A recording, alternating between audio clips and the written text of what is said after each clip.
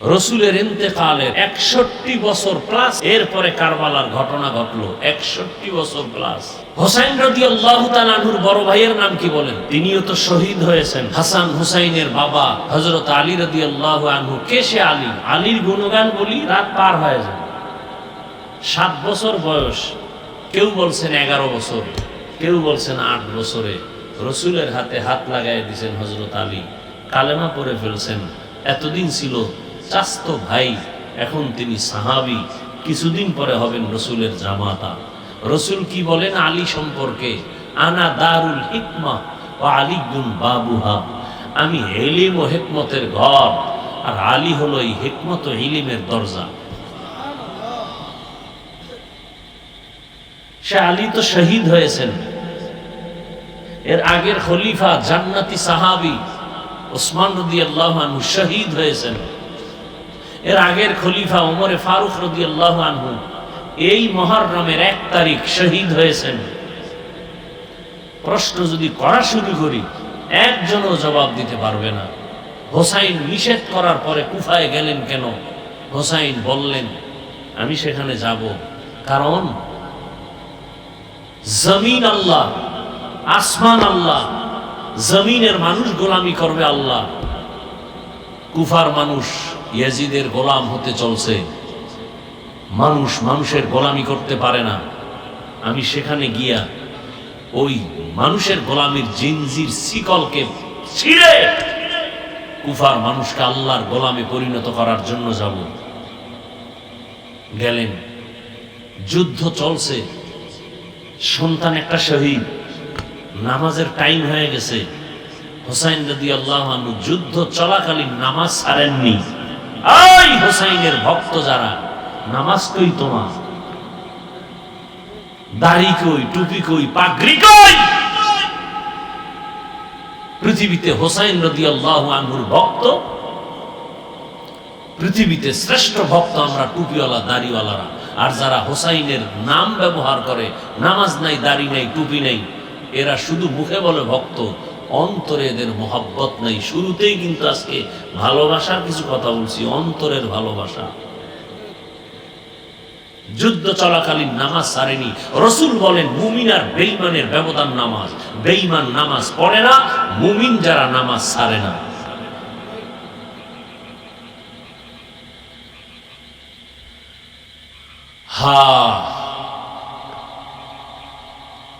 রহমতের নবী আসলেন, রসুলের আদর্শ যখন গ্রহণ করলো, সেই খারাপ মানুষগুলো এখন এতটা দামি।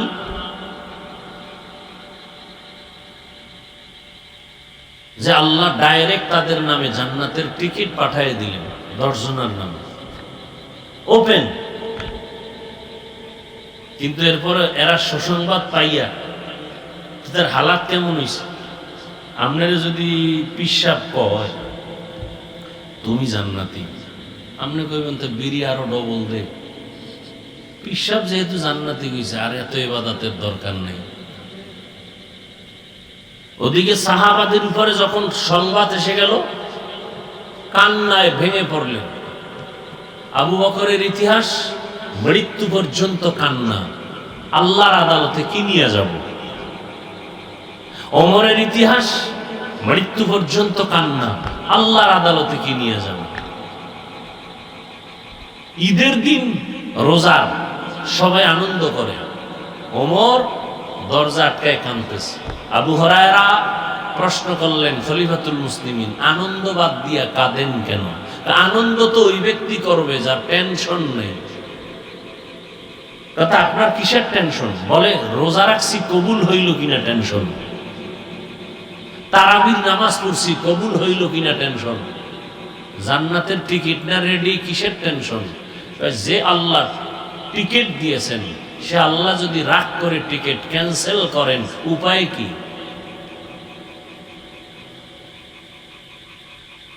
আশেকে রসুল তো তারা,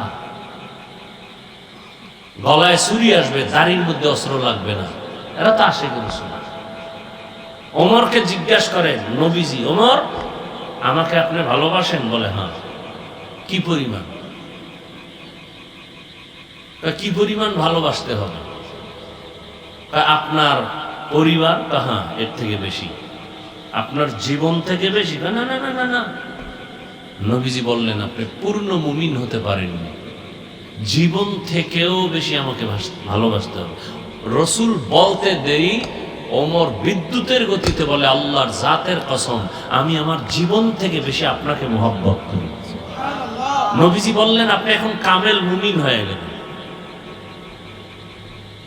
নবীজি বলেন আকাশে তাকায় দেখো অগণিত তারকা, গণনা করা যায় না, আমার ওমরের আমল তারকার থেকেও বেশি, গণনা করা যায় না।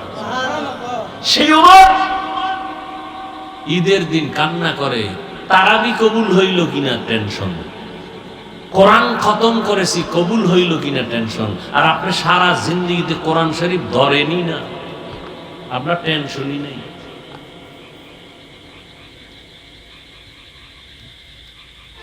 বড় আফসোস, এ কথাগুলো কে বলবে? বলারও মানুষ নাই, শোনার মানুষ নেই,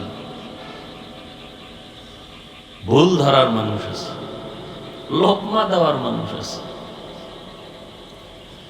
ওয়ামা আরসালনাকা ইল্লা রাহমাতাল লিল আলামিন,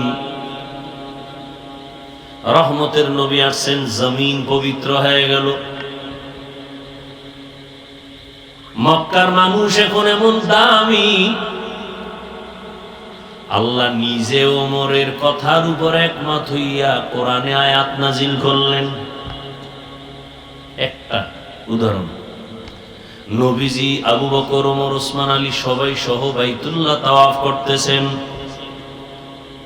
যারা হজে গেছেন, না গেলেও শুনে রাখেন, না গেলেও দিলে তামান্না চিনি যাওয়া।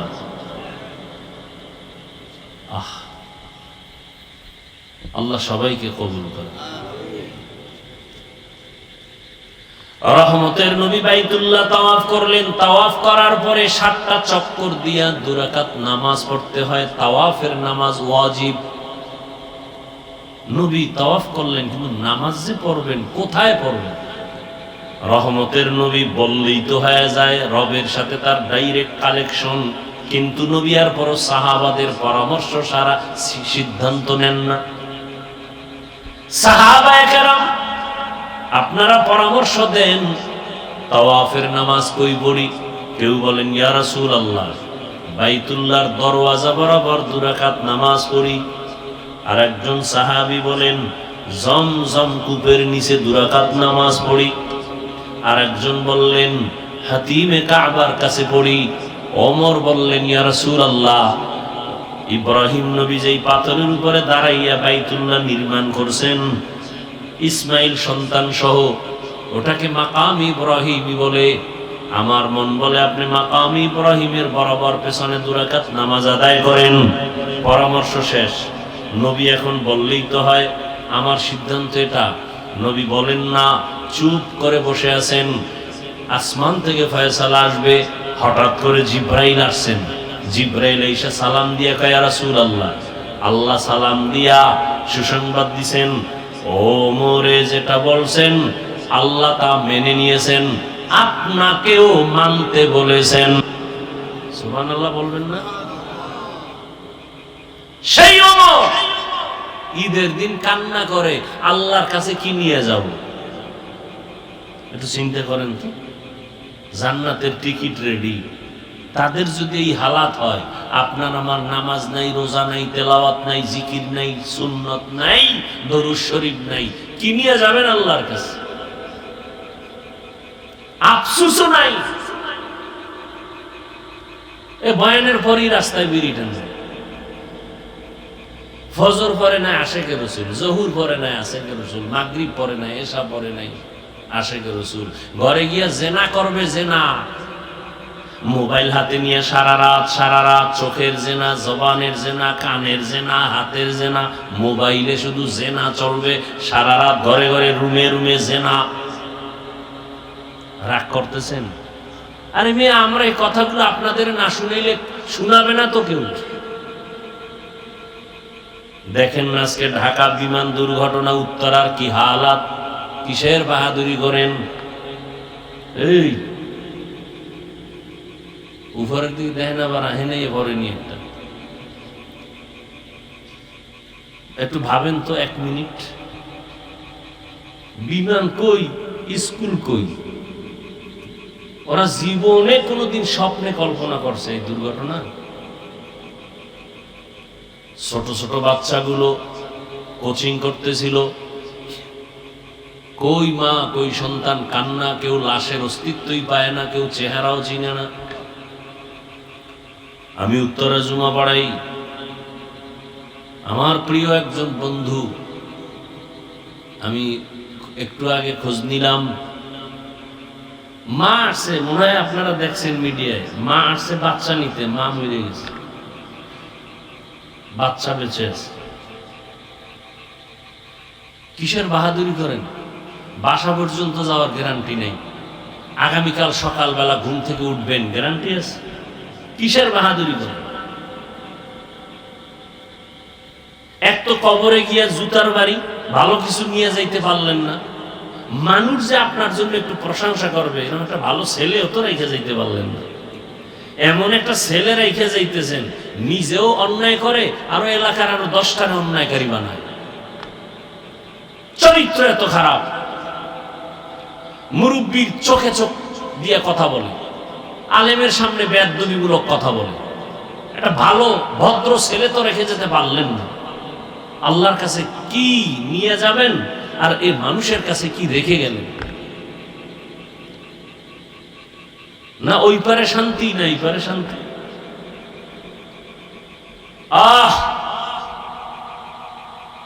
যারা আজকে বিমানের এই কবলে পড়ে জমিন থেকে চলে গেল, আল্লাহ তাদেরকে শাহাদাতের মর্যাদা দান করেন।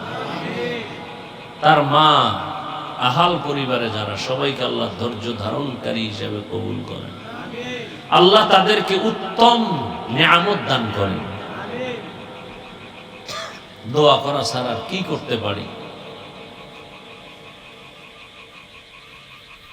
বড় কঠিন হাল।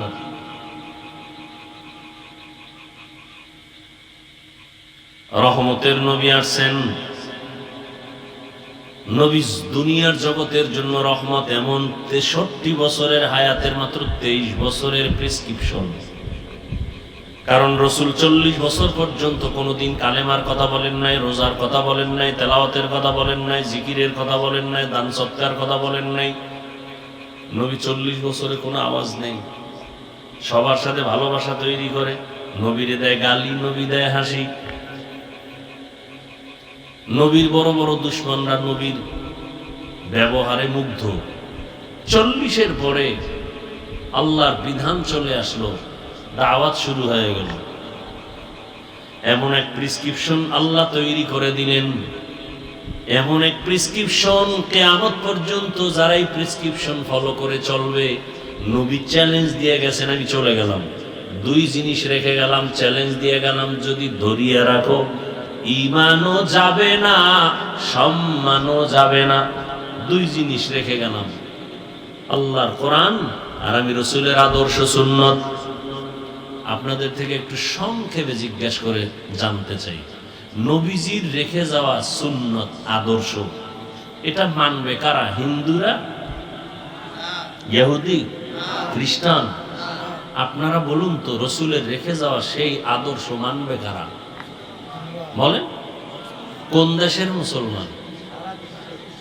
শুধু আপনাদের এই নবীনগর বাদ, এই বাঙ্গুরা বাদ, হ্যাঁ? আপনি মানেন না কেন? হ্যাঁ, সমস্যা হতে পারে কি, নবীজির আদর্শ মানতে গেলে ভাল লাগে না, এর থেকে আরো সুন্দর আদর্শ আছে,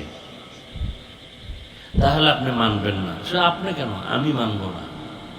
কেউ যদি এখানে দাঁড়ায় বলেন, এই হাফিজ ভাই বহু ওয়াজ জীবনে করছেন, আজকে আমগো ওয়াজ শুনেন, কি রসুলের আদর্শ থেকে আরো সুন্দর আদর্শ আছে শেখ মুজিবুর রহমানের ভেতরে। আমি আল্লাহকে সাক্ষী রেখে বলছি, আমি রসুলেরটা বাদ দিয়া শেখ সাহেবেরটা নিব, যদি প্রমাণ দিতে পারেন রসুলের থেকে শেখ সাহেবের আদর্শ ভালো। কেউ যদি বলেন, হাফিজ ভাই জিয়াউর রহমান সাহেবেরটা আরো ভালো রসুলের থেকে, আমি রসুলেরটা বাদ দিয়ে তারটা নিব, বলার মতো বুকে শক্তি আছে?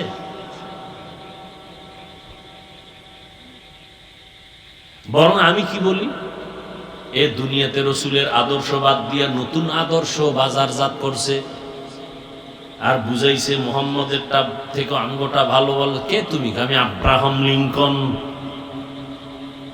আর একজন দাঁড়ায় বলে আমি পেলেটো, আর একজন বলে আমি মাও সেতুন, আর একজন বলে আমি কালমার্স, আর একজন বলে আমি লেনিন। আমার আদর্শ গ্রহণ করো। সবাই কিছু না কিছু গ্রহণ করতে গিয়ে দেখে আরো গজব টাইনে আসছে। গণতন্ত্র গণতন্ত্র করতে করতে এখন গণতন্ত্রই ফাঁসির মঞ্চে ঝুলতেছে। গণতন্ত্র শুদ্ধা। এক কথায় আমি জবাব দিই, সারা বাংলাদেশের মধ্যে এক কথায় জবাব, দুনিয়ার সবার আদর্শ নাপাক, একমাত্র মদিনাওয়ালা রসুলের আদর্শই হলো পাক। এক কথায় জবাব, দুনিয়ার সব নাপাক। কেন? যাদের আদর্শর স্লোগান দাও ওরা নিজেরাই নাপাক। এই মিয়া, এই যে কেমনে বুঝে, এই যে বোতলটা আছে না, পানির বোতল, এটা আমি যদি একটা পাইপের মধ্যে দেই, পাইপের গোড়ায় যদি একটা জগ বা পাত্র রাখি, এখন ওই পাইপের মধ্যে যদি ময়লা থাকে, আমার এই স্বচ্ছ পানিটা ওখানে গিয়ে যাইয়া পাত্রের মধ্যে ভালো পড়বে না ময়লা? ময়লা কি আমার বোতলের ভিতরে না মাঝখানের পাইপের মধ্যে? বড় কঠিন। আব্রাহাম লিঙ্কনের আদর্শ নাপাক কেন? ওর দেমাগ নাপাক। মাও সেতুনের আদর্শ নাপাক কেন? ওর দেমাগ নাপাক। দেমাগ নাপাক কেন? খায় নাপাক। দেখেন না, কিছু যত আমি মাঝে মাঝে বলি, আমাদের দেশে যত বড় ভিআইপি তত বড় মদখোর। কি 3 বেলা খাইয়ে ওর মদ পান করতে হবে, না হয় চান্দি গরম হবে না। চান্দি গরম না হইলে বউরে মা কইতে পারে না। এরকম জানোয়ার আছে না, বউরে মা কয়, এমনি কয়, তার মার ছিঁড়ে গেছে। যত বড় ভিআইপি তত বড় নেশাখোর। তাহলে খাইয়ে লইয়া দিমাগ না পাক। ও জবানে আর দিমাগ দিয়ে যা বের করে সব না পাক। আর আমার রসুল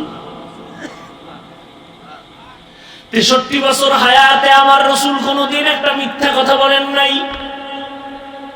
পৃথিবীতে দ্বিতীয় আর একজনের নাম কও যে মিছা হয় না। বরং ঘরের মধ্যে বৈশা পাওনাদারে যখন টেলিফোন করে, আমি জমিনে নাই, আছে ঘরের মধ্যে, আমি জমিনে নাই। একদিন ধৈর্য একটারে কইতেছে, না তুমি না ঘরে ছিলা, তুমি মিছা কথা কইলে কেন জমিনে নাই? আসলে আমি জমিনে ছিলাম না, খাটের উপরে ছিলাম।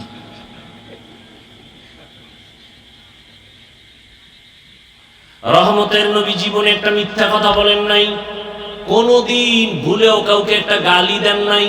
হাজারো গালি শুনছেন, গালির জবাবও দেন নাই। রহমতের নবী কতটা দিলওয়ালা, কোনদিন দুটো চোখ গরম করে কারো দিকে তাকান নাই। কেন? নবী যদি গরম চোখে কারো দিকে তাকায়, জায়গায় পুরিয়া ছাই হয়ে যাবে। রসুলের সে চোখের পাওয়ারের অ্যাকশন, রসুলের ব্যবহারে কেউ বলতে পারবে না আমি কষ্ট পেয়েছি। কেমন মায়ার নবী, যে রসুলের শরীর মোবারকের ঘাম থেকে মিশকের ঘ্রাণ। কেমন রহমতের নবী আমার, যেখানে কদম দেন ওই জায়গা থেকে দীর্ঘ বছর শুধু ঘ্রাণ আর ঘ্রাণ।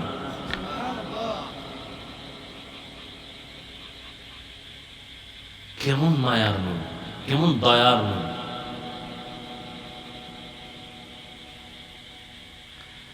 নবীজি বলছেন, আমি চ্যালেঞ্জ দিয়ে গেলাম, দুইটা জিনিস যদি ধৈর্য রাখতে পারো, ঈমানও যাবে না, সম্মানও যাবে না। 1500 বছর পর একটু নজর ঘুরাইয়া দেখেন তো, মহামারী করোনা, স্কুল বন্ধ, কলেজ বন্ধ, চাকরি বন্ধ, ফ্যাক্টরি বন্ধ, দোকান বন্ধ, গাড়ি বন্ধ, করোনা আর করোনা, বাবার করোনা, ছেলে কাছে যায় না, শিক্ষিত কুলাঙ্গারের বাচ্চা মাস্ক লাগাইছে 3টা, ট্রিপল মাস্ক লাগাইয়া বসে আছে, বাবার কাছে যায় না, করোনা মরণের ভয়। সেই সময় ওই করোনার লাশগুলো আমার দেশের টুপিওয়ালা ওলামায়ে কেরাম নিজেরা কাঁধে নিছেন, গোসল করাইছেন, কাফন পরাইছেন, জানাজা পড়াইয়া ওলামায়ে কেরাম তাদেরকে কবরে রাখছেন। একজন টুপিওয়ালাও করোনায় মরে নাই। ভুলে যায় না ইতিহাস। এজন্যই তো আমি চ্যালেঞ্জ দিয়া বলি, এই জাতির চিরন্তন নিঃস্বার্থ বন্ধু ওলামায়ে কেরাম ছাড়া আর কেউ নাই। ওলামায়ে কেরাম ছাড়া সব চান্দাবাজ আর ধান্দাবাজ। একমাত্র নিঃস্বার্থ এ জাতির বন্ধু ওলামায়ে কেরাম।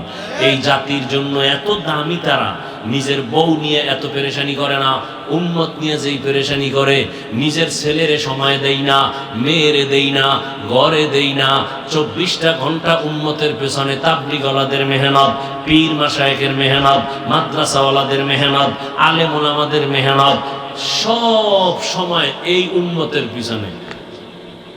সরকারি চাকরি করে, বেসরকারি চাকরি করে যারা, ডিউটি 8 ঘন্টা, নিম্নে বেতন 20,000।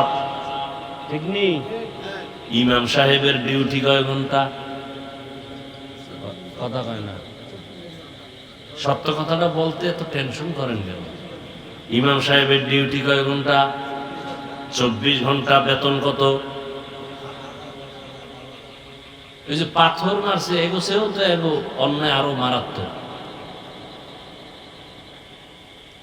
8 ঘন্টা ডিউটি, 20,000 টাকা বেতন, টেবিলের তলে আরো কত মুক্তা টুক্তা তো পায়।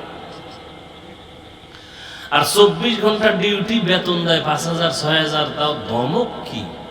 একক তো নামাজ না পড়ে ইমামের উপরে রিমান্ড শুরু হয়ে যায়। রিমান্ড, গেছিলেন কই? এরকম বেয়াদব আছে না নাই? আল্লাহ হেদায়েত দান করুন। এরপরেও কোন আলেম, কোন ইমাম গালি দেয় না, বরদোয়া করে না, কলিজা ভরে দোয়া করে। কেন? ওই রহমতের নবীর আদর্শের দিলটা বড়। এই জন্য যত গালি দেয় জবাব দেয় না, বরং দোয়া করে, হে আল্লাহ এলাকায় শান্তি দাও, কবর আল্লাহদের জান্নাত দাও, ব্যবসা চাকরি যারা করে বরকত দাও, অসুস্থ রোগীদের সুস্থ বানাও, দোয়াই করে। এরপরও ঘুরে ফিরে আলেমের উপরে দোষ। আলেম ভালো না, ভালো না বলতে বলতে বলতে বলতে বলতে বলতে শেষ পর্যন্ত নিজের অস্তিত্ব শেষ। এরপরও ঘাড় সোজা হয় না। রহমতের নবীর আদর্শ, নবী বলেন ধরে রাখো, ঈমান যাবে না, সম্মানও যাবে না। চেয়ারম্যানের চেয়ারের মেয়াদ শেষ, এমপি সাহেবের মেয়াদ শেষ, রাসূলের আদর্শওয়ালাদের চেয়ারের কোনো মেয়াদই নেই। আছে? এমনকি চেয়ারের কোনো মেয়াদ আছে? সম্মান আর সম্মান, টাকা দিয়ে সম্মান কিনা যায় না। অতএব আমি বলবো, বাবা সারা রাত বয়ান শুনে কি লাভ হবে যদি ফজরের নামাজ ঠিক মতো না হয়? রহমতের নবী বলেন, এ উম্মত এশার নামাজ পড়ে যদি ঘুমাও, আবার ঘুম থেকে উঠিয়া যদি ফজরের নামাজ আদায় করো, ঘুমাইয়া যে সময় কাটাইছো ওই সময়টাও ইবাদতে লেখা হবে।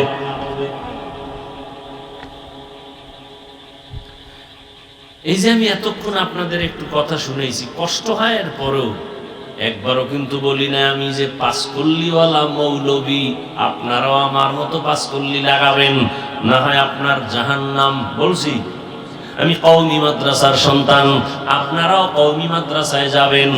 একবারও বলি নাই আমি তাবলীগের লাইনের সন্তান, আপনারাও তাবলীগে যেতে হবে। একবারও বলি নাই আমি পীর সাহেবদের মুরিদ, আপনাদেরও যেতে হবে। একবারও বলি নাই, বরং আমি আপনাদের শুরু থেকে বলতেছি, এখন আবার বলতেছি, রহমতের নবীর আদর্শের মালা গলায় লাগান। আমি হুজুর হইতে আপনাকে বলি নাই, বলবো না।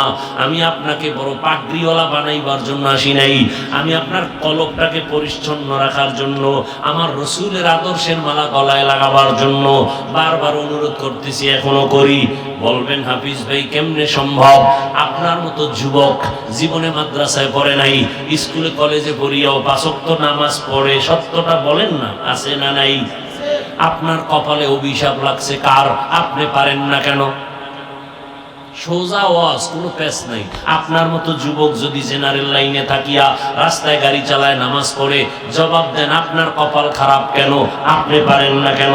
আপনার মতো যুবক নদীর মধ্যে মাছ ধরে নামাজ পড়ে, আপনি পারেন না কেন? আপনার মতো যুবক র্যাব আর্মি পুলিশ বিডিআর এর চাকরি করে, 5 ওয়াক্ত নামাজ আদায় করে, বলেন আপনি পারেন না কেন? আপনার কপাল এত খারাপ কেন?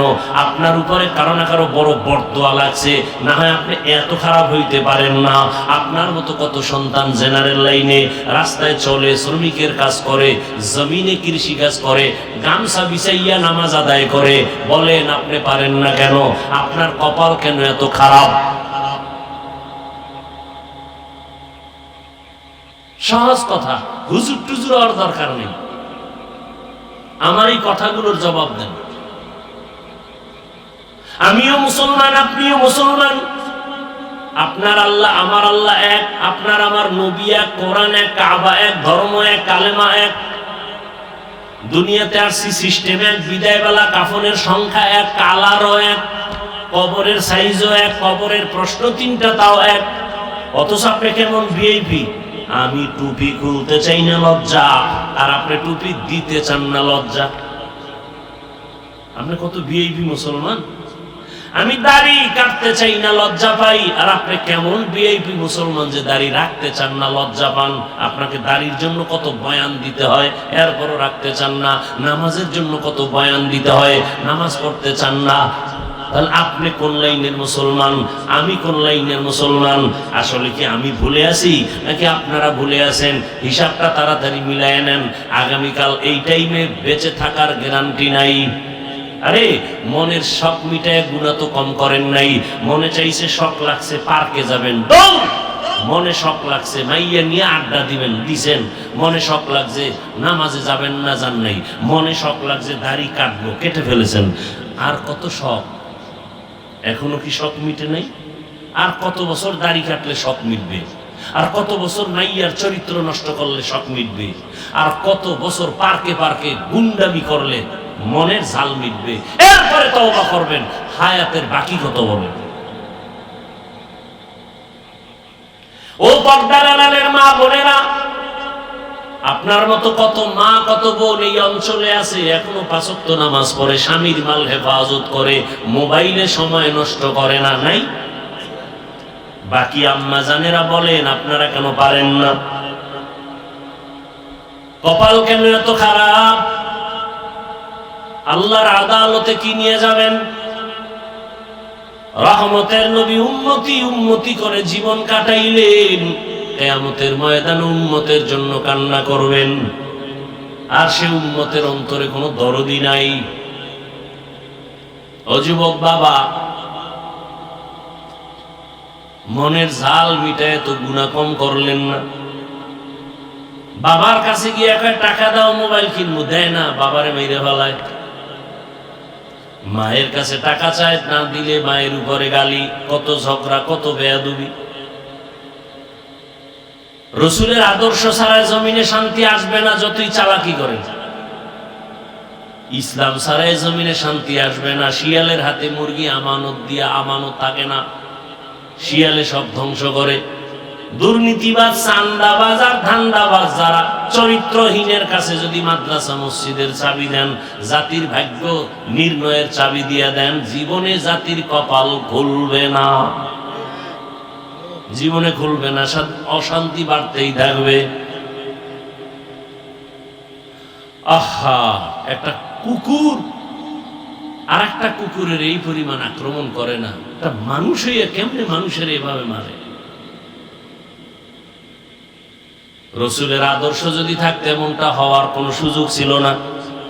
রসুলের আদর্শ কত সুন্দর। এই কোরবানির সময় যে গরু জবাই দাও, নবীজির আদর্শ কত সফট। তুমি একটা গরুর সামনে আরেকটা গরু জবাই দিও না, কারণ আরেকটা দেখলে কষ্ট পাবে।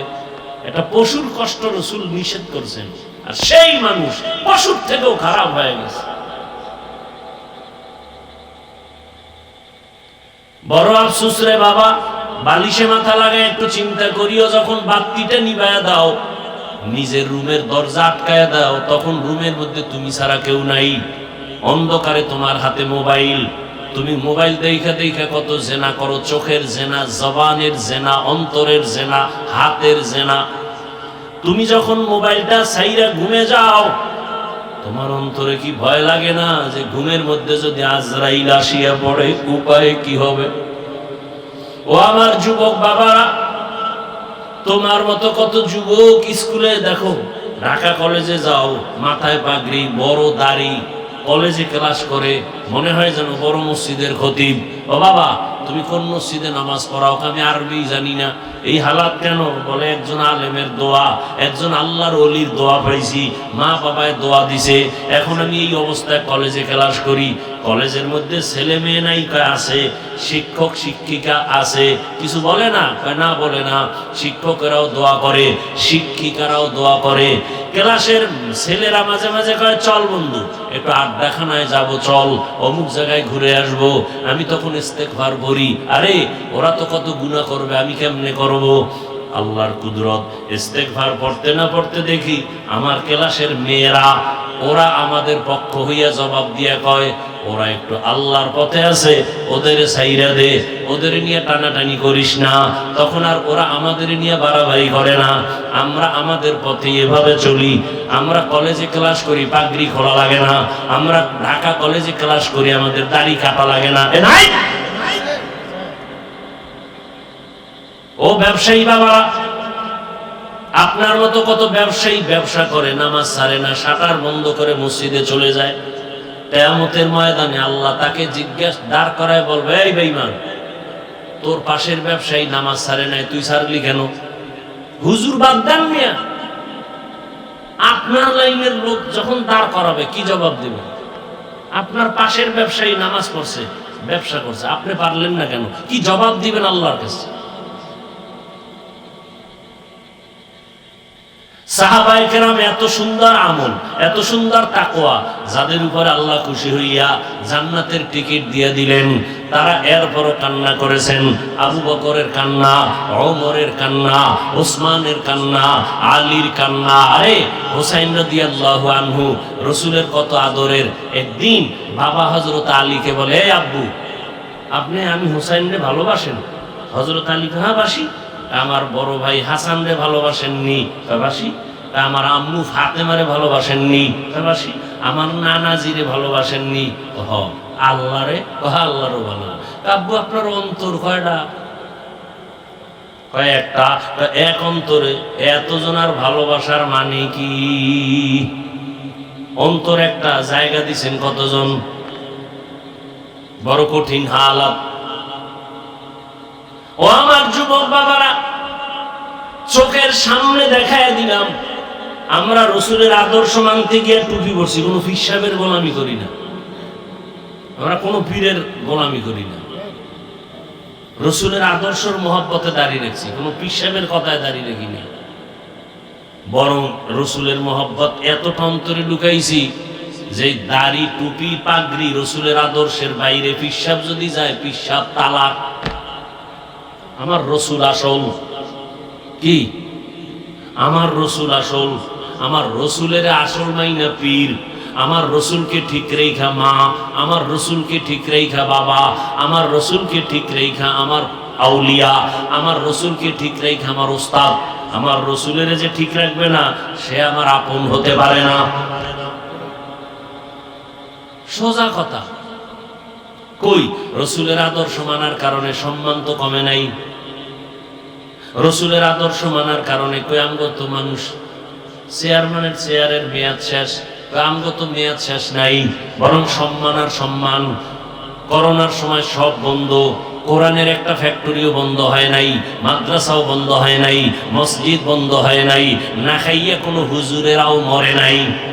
বরং কই কোটিপতিরা, ব্যাংকে টাকার অভাব নাই, কপাল খারাপ, নিজেও খাইতে পারলা না, বউও খাইতে পারে না, মাইয়া ফলারাও খাইতে পারে না, এর সে রিক্সা চালাইয়া মর। এ টাকার মাস্তানি করে লাভ কি? 10 তলা বিল্ডিং কইরা জঙ্গলে জঙ্গলে ঘুরতেছে, কেমন সান কপাল। ওই বিল্ডিং এ গিয়ে আরামে ঘুমাইতে পারবে না।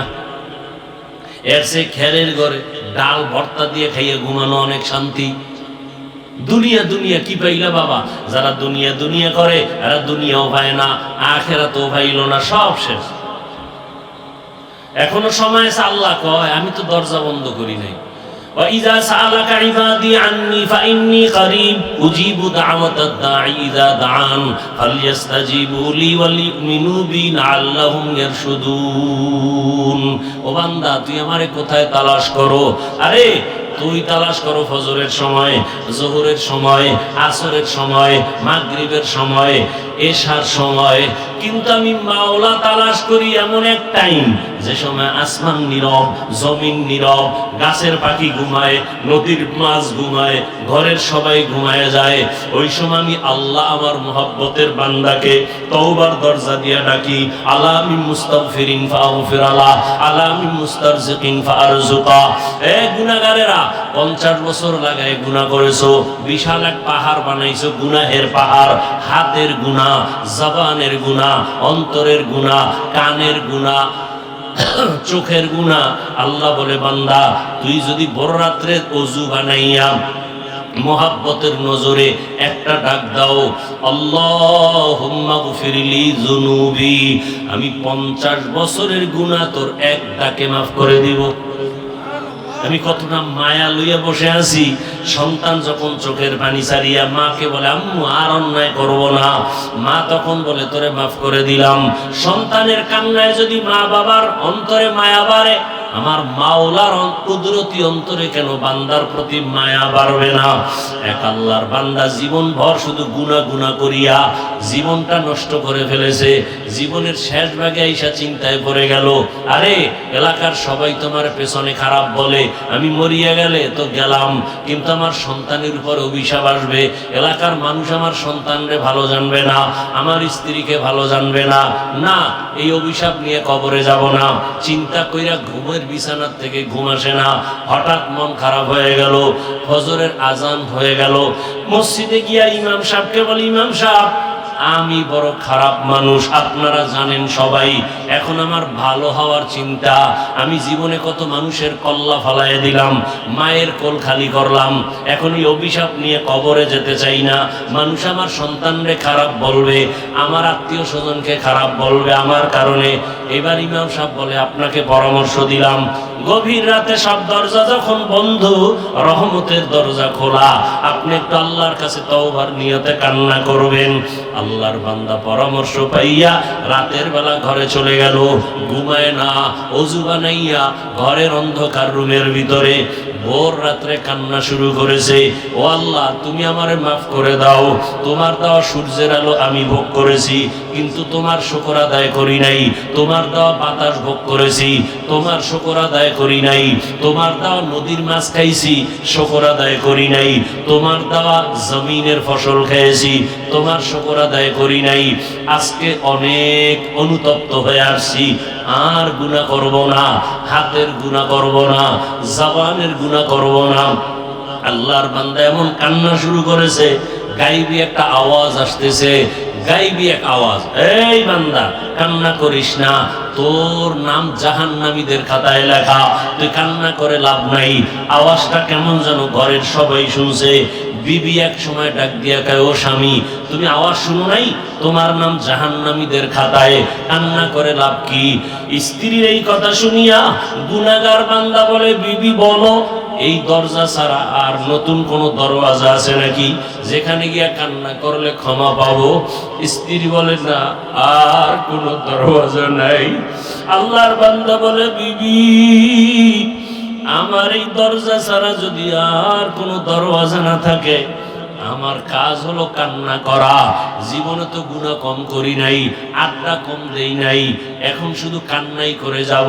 জাহান্নামের খাতায় নাম লেখা থাকলে থাক, কান্না বন্ধ করব না। এই বলিয়া যখন আবার কান্না শুরু করেছেন, কিছুক্ষণ কান্নার পরে আবার একটা আওয়াজ আসছে, ও বান্দা কান্না বন্ধ কর, তোর জীবনের সব গুনাহ মাফ করা হয়ে গেছে, তোর নামটা জান্নাতীদের খাতায় লেখা। আল্লাহর বান্দা কেমন যেন আরো কান্না বাড়ায় দিছে। বিবি ডাক দিয়া কয়, স্বামী তোমার নাম তো জান্নাতি খাতায় উঠে গেছে, আর কান্না করে লাভ কি?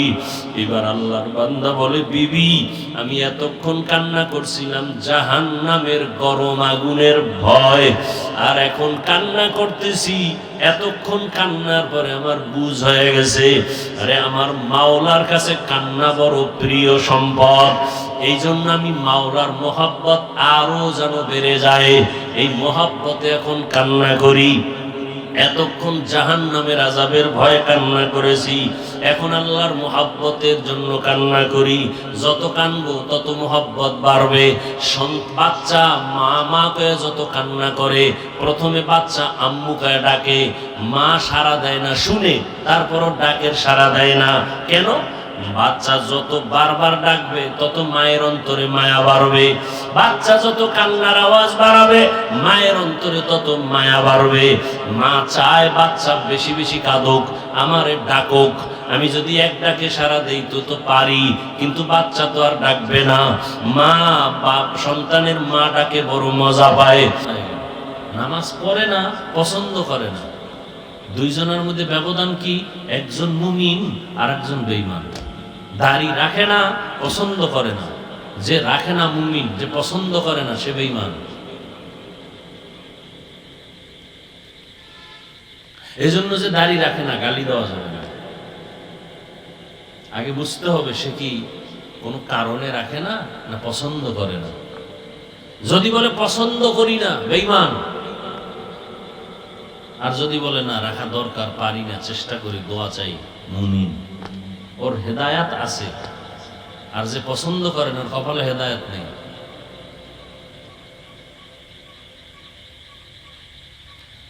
এজন্য নবীজি বলেন, আমি যা নিয়ে আসছি তুমি তোমার থেকে বেশি মহব্বত করতে হবে আমার আনিত আদর্শকে, তাহলে তুমি কামেল মুমিন, পরিপূর্ণ মুমিন।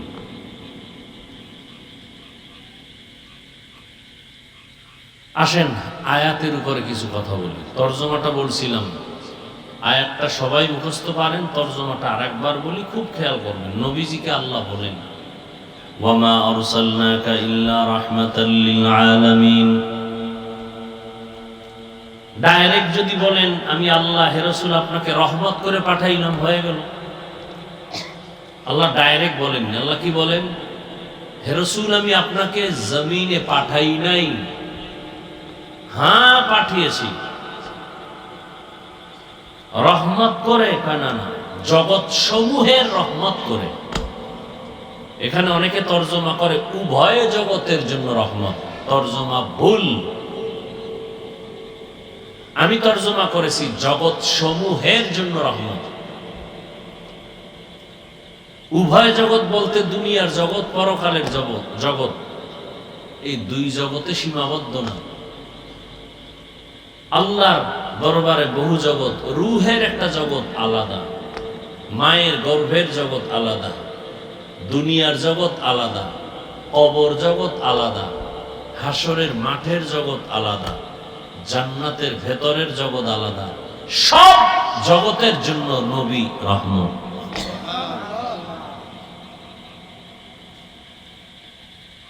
সমস্ত জগতের জন্য নবী রহমত।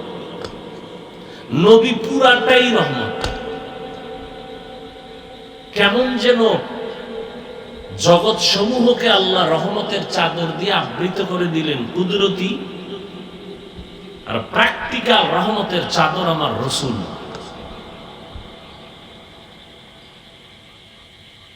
রুহের জগতের জন্য রসুল রহমত, দুনিয়ার জগতের জন্য রসুল রহমত, কবর জগতের জন্য রসুল রহমত, হাসরের মাঠে রসুল রহমত, জান্নাতের ভেতরে রসুল রহমত, জাহান্নামের জগতের ভেতরে রসুল রহমত।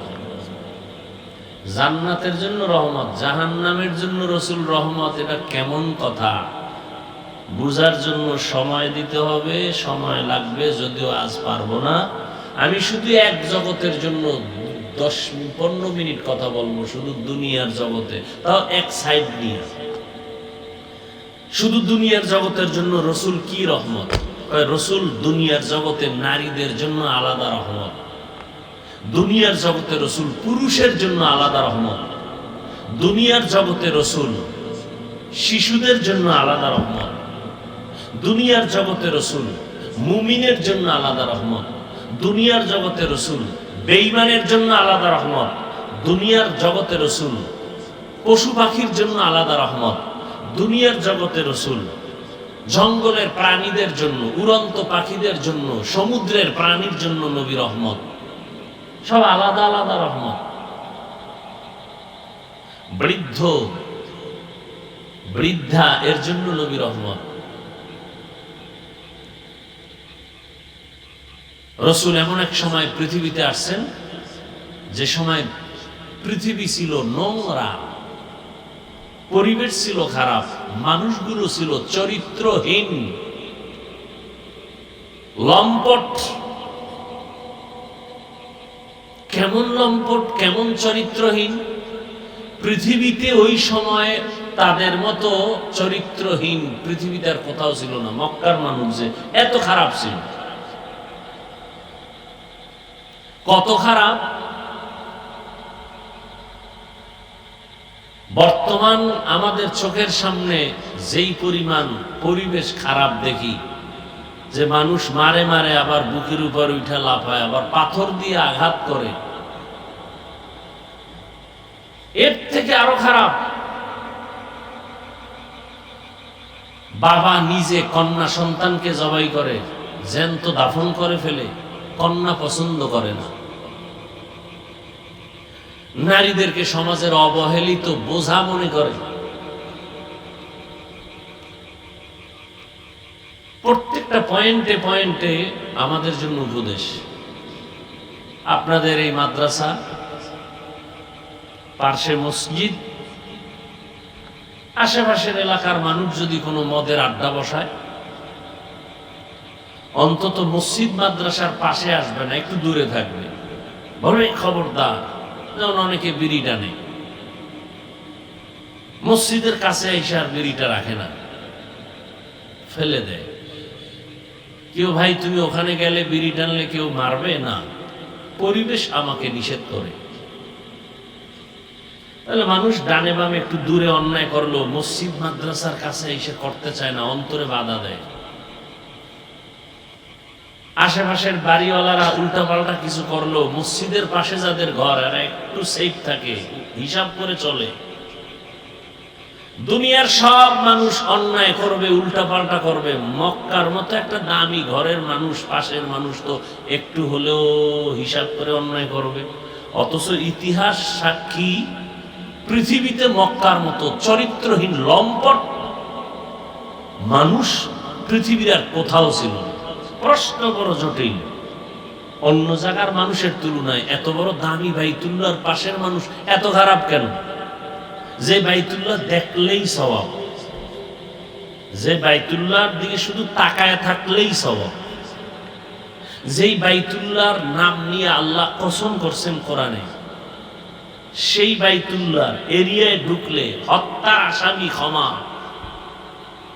ওই এরিয়ায় থাকা অবস্থা পর্যন্ত। সেই মানুষ এত খারাপ কেন? অনেক কথা আমি সংক্ষেপ বলছি। সেই খারাপ অবস্থার মধ্যে রহমতের নবী আসলেন, মানুষগুলো এতটা পরিবর্তন হয়ে গেল। কেমন পরিবর্তন? আল্লাহ বলেন, জিব্রাইল যাও, একটা লিস্টি দিয়ে দিলাম, রহমতের নবীর হাত মোবারকে দাও। লিস্টির মধ্যে যাদের নাম আছে, রহমতের নবী যেন ঘোষণা করেন এরা বিনা হিসাবে জান্নাতি। সুবহানাল্লাহ। না,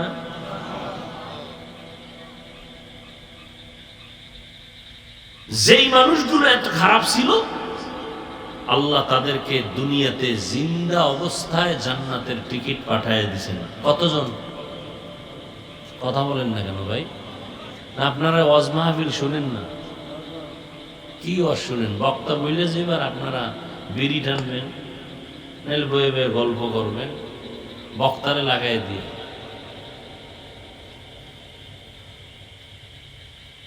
10 জন সাহাবার নামে ওপেন জান্নাতের টিকিট এসে হাজির। এ কথাটার কোনোদিন আপনারা শুনছেন? তাহলে বলেন তো, প্রথম 10 জনার প্রথম কে? বলেন। দ্বিতীয় কে? কষ্ট হয় নামগুলো বলতে। তৃতীয় কে? চতুর্থ কে? আলী। আলী আপনার ছোট ভাই। সুন্দর করে নামগুলো বলবেন। এই যে কি বলবো, কথায় অন্যদিকে যায়। মুহররম মাস চলতেছে, কারবালার ঘটনা মসজিদের মাইকে বাজতেছে পুরো মাস, অথচ আমার দুঃখ লাগে কারবালার ঘটনার মূল ব্যক্তিটার নাম পর্যন্ত সুন্দর করে বলতে পারে না।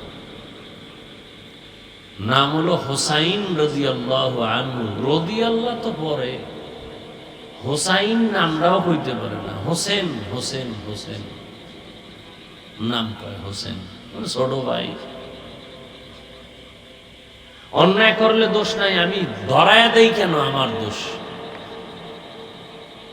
এই যে অন্যায় করতে সেটা দোষের না, আমি ধরায়া দেওয়াটা এটা দোষ। এই হোসাইন হোসাইন নামটাও বলে নাই, হোসেন হোসেন কয়া যারা ভক্ত প্রকাশ করতে চায়, বাংলাদেশের প্রত্যেকটাকে যদি ধরে ধরে জিজ্ঞাসা করি, এই হোসেন হোসেন নাম কয়ে যে ভক্তর প্রমাণ দিতে চাও, কারবালায় তিনি গেছেন কেন? জবাব দাও। আম্মাজান আয়েশা রাদিয়াল্লাহু আনহা নিষেধ করছেন, হোসাইন কারবালায় কুফায় যাইও না, তিনি গেলেন কেন? জবাব দাও। একটা হোসেন নামই বলতে পারেনি, ভক্তরা বলতে পারবে না কেন গেছেন, কেউ বলতে পারবে না কেন গেছেন। এই জন্য বারবার ডাক শুনতে চায়। ওই বান্দা বান্দির থেকে 99 গুণ মায়া আমার আল্লাহর বেশি। আমার আল্লাহ চায় বান্দা তুই বারবার আমাকে আল্লাহ বলিয়া ডাক দিবি। আমি এজন্য বারবার চাই তুই ডাক দে। মাঝে মাঝে তুই কাঁদো না, ডাকো না, আমি মুসিবত দেই।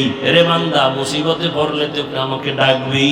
আমার তো ছেলে নাই যে আমাকে আব্বা বলে ডাকবে, আমার তো মেয়ে নাই যে আমাকে বাবা বলে সম্বোধন করবে, আমার তো স্ত্রী নাই আমাকে স্বামী বলে সম্বোধন করবে। বরং আমি বড় আদর করে বানাইছি মানুষ। আমি মানুষ বানাইয়া মানুষের দিকে তাকায় থাকি, কখনো আমাকে আল্লাহ বলে ডাক দিবে। এরে বান্দা, তুই মাকে ডাকো, বাবাকে ডাকো, ভাইকে ডাকো, বোনকে ডাকো, সন্তানের গালে চুমা খাও। এরে বান্দা, ওই সন্তানের চেহারা সুন্দর তো বানাইছি আমি। স্ত্রীকে নিয়ে কত মজা করো, ওই মজা তো দিলাম আমি।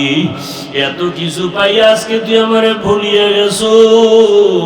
ওরে একবার যদি কলিজা দিয়ে আল্লাহ বলে ডাক দিয়া বলতি, দয়ার মালিক, জীবনে নাফরমানি করিয়া জীবন নষ্ট করেছি, আর গুনাহ করব না, আমি আল্লাহ তোর জীবনের সব গুনাহগুলো মাফ করে দিতাম। বান্দা, গুনাহ করছো, তওবা করো।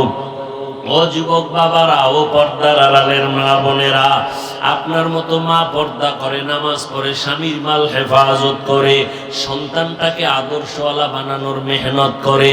ডাক্তার বানাবেন, কোরআন পড়নেওয়ালা বানান। ইঞ্জিনিয়ার বানাবেন, কোরআন পড়ায়া দেন। সন্তান ডাক্তার হলো, কোরআন পড়ে দোয়া করবে। ইঞ্জিনিয়ার হলো, কোরআন পড়ে দোয়া করবে। প্রফেসর হলো, কোরআন পড়ে পড়ে মা বাবার জন্য দোয়া করবে।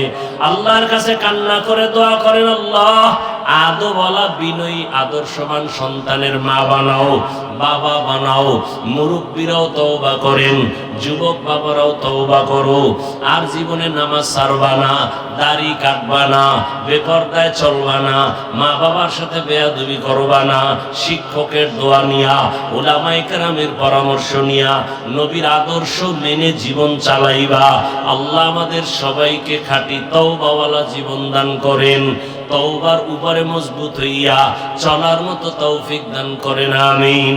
আলহামদুলিল্লাহি রাব্বিল আলামিন, ওয়াসসালাতু ওয়াসসালামু আলা সাইয়্যিদিল আমবিয়া ওয়াল মুরসালিন ওয়া আলা আলিহি ওয়া আসহাবিহি আজমাইন। ইয়া আরহামার রাহিমিন, ইয়া আরহামার রাহিমিন, ইয়া আরহামার রাহিমিন। রব্বিরহামহুমা কামা রাব্বায়ানি সগীরা। আল্লাহুম্মা ইন্নাকা আফুউন কারীম তুহিব্বুল আফওয়া ফা'ফু আন্না। আল্লাহুম্মা ইন্না নাসআলুকা রিযাকা ওয়াল জান্নাহ ওয়া নাউযু বিকা মিন সাখাতিকা ওয়ান নার। ও দয়ার মালিক, আমরা গুনার বোঝা নিয়ে আপনার দরওয়াজায় হাজির। তওবার নিয়ত করেছি, আর গুনাহ করব না, নামাজ ছাড়ব না, দাড়ি কাটবো না, বেপরদায় চলবো না, মা বাবার সাথে বেয়াদবি করব না, ওলামায়ে কেরামের পরামর্শ নিয়া নবীজির আদর্শ মেনে চলবো। আমাদের তওবা কবুল করে নেন, গুনাহমুক্ত জীবন দান করেন। আয় আল্লাহ, মাহফিল কবুল করে নেন, মাদ্রাসা কবুল করে নেন, মসজিদ কবুল করে নেন, এলাকাবাসীকে কবুল করে নেন, দান সদকা যারা করেছে কবুল করে নেন, ঘরে ঘরে শান্তি দান করেন, সারা দুনিয়াবাসীকে মাফ করে দেন, মুসলমানকে হেফাজত করেন। আয় আল্লাহ, জালেমের জুলুম থেকে হেফাজত করেন, বাংলাদেশ শান্তির দেশ বানায় দেন, জুলুম থেকে হেফাজত করেন, বাতিলের মোকাবেলায় বিজয় দান করেন, বাতিলকে বাতিলের দ্বারা দমন করে দেন। আয় আল্লাহ, মা বোনদের আবেদা পর্দাওয়ালা বানায় দেন, সন্তানগুলো নেককার বানায় দেন, ঘরে ঘরে সুন্নতের বাতি জ্বালায় দেন, নবীজির রওজা মুবারকে গিয়া সালাম দেওয়ার তৌফিক দান করেন, বাইতুল্লাহর গিলাফ ধরে লাব্বাইক বলার তৌফিক দান করেন। আয় আল্লাহ, প্রত্যেকের সন্তানকে দিনদার বানায় দেন, লেখাপড়া যারা করে পরীক্ষার্থী কামিয়াবি দান করেন। আয় আল্লাহ, যারা মেহেরবানি করে প্রত্যেকটা সন্তানকে মা বাবার বাধ্যগত বানায় দেন, ছাত্রগুলোকে শিক্ষকের বাধ্যগত বানায় দেন। আয় আল্লাহ, সবার কামাই রুজি ব্যবসায় হালাল ভাবে বরকত বাড়ায় দেন, হারাম থেকে হেফাজত করেন, অভাবীদের অভাব দূর করে দেন। আয় আল্লাহ, সারা দুনিয়াবাসীকে মাফ করে দেন, নবীজির সুন্নাতওয়ালা জিন্দেগি দান করেন। আমার কলিজার যুবকদের কবুল করে নেন, মোবাইলের গুনাহ থেকে হেফাজত করেন। আয় আল্লাহ, 5 ওয়াক্ত নামাজি বানায় দেন, নামাজ কাজা হওয়া থেকে হেফাজত করেন, চলার পথে ইজ্জতের সাথে হেফাজত করেন। আয় আল্লাহ, আসাদায়ে কেরাম তালিবুল ইলমদের হেফাজত করেন, আমাদের জান মাল আহাল পরিবার হেফাজত করেন। আওয়াজে কথায় রুহানিয়াতে স্পষ্টতা বাড়ায়া দেন, রব বাড়ায়া দেন, ইলম হিলিম হিকমত আমলে বরকত বাড়ায়া দেন, উলামা তোলাবা উম্মতের অন্তরে ইজ্জত মুহাব্বত রব বাড়ায়া দেন। আয় আল্লাহ, সবার সাথে মুহাব্বত বাড়ায়া দেন। আয় আল্লাহ তাআলা, বেশি বেশি নেক আমলের তৌফিক দান করেন। আয় আল্লাহ, আমরা যারা হাত তুলেছি জানি না কারা ইয়াতীম, বাবা নাই, মা হারা, অসহায়, মেহেরবানি করে সবার কবর জান্নাত বানায়া দেন। যারা বেঁচে আছেন হায়াত বাড়ায়া দেন, অসুস্থ যারা সুস্থ করে দেন আল্লাহ। আয় আল্লাহ, ঢাকার শহরে বিমান দুর্ঘটনায় যারা দুনিয়া থেকে নিঃশেষ হয়ে গেল, আয় আল্লাহ, তাদেরকে শাহাদাতের মর্যাদা দান করেন, জান্নাতের উঁচু মাকাম দান করেন। তার মা বাবা হাল পরিবারে যারা আছে সবাইকে সাবিরিনদের অন্তর্ভুক্ত করে দেন। পরিবারে এই সন্তানগুলো যারা হারাইলো, এর বিনিময়ে উত্তম নিয়ামত দান করেন। আয় আল্লাহ, সবাইকে উত্তম নিয়ামত দান করেন, উত্তম নিয়ামত দান করেন। আয় আল্লাহ, আমার কলিজার প্রত্যেকটা যুবকের দিনদার বানায়া দেন, 5 ওয়াক্ত নামাজি বানায়া দেন, নামাজ কাজা হওয়া থেকে হেফাজত করেন। নবীজি সাহাবায়ে কেরামদের আদর্শওয়ালা আমাদের বানায়া দেন, গুনাহের প্রতি ঘৃণা জমায়া দেন, নারীদের ফিতনা খেদমতের ফিতনা থেকে হেফাজত করেন। আয় আল্লাহ, আমাদের হায়াতে বরকত বাড়ায়া দেন। আম্বিয়ায়ে কেরাম, সাহাবায়ে কেরাম, শুহাদায়ে কেরাম, আউলিয়ায়ে কেরাম, আসাতিজায়ে কেরামদের মাকাম জান্নাতে উঁচু বানায়া দেন। আয় আল্লাহ, চলার পথে ইজ্জতের সাথে হেফাজত করেন। আয় আল্লাহ, দিলের নেক আশা পুরায়া দেন, অভাব দূর করে দেন আল্লাহ। পরমুখাপেক্ষী থেকে হেফাজত করেন, ঋণের বোঝা মাথায় কুদরতের দ্বারা ঋণ আদায়ের ব্যবস্থা করে দেন। আয় আল্লাহ, যারা ঋণ দাতা তাদের অন্তরে মায়া মুহাব্বত বাড়াইয়া দেন, নবীজির মোহাব্বতে আমাদের দোয়া মোনাজাত কবুল করে নেন। হাসবুনাল্লাহু ওয়া নি'মাল ওয়াকিল, নি'মাল মাওলা ওয়া নি'মান নাসির। ওয়া সাল্লাল্লাহু তাআলা আলা খাইরি খালকিহি মুহাম্মাদ ওয়া আলিহি ওয়া আসহাবিহি আজমাইন বিরহমাতিকা ইয়া আরহামার রাহিমিন।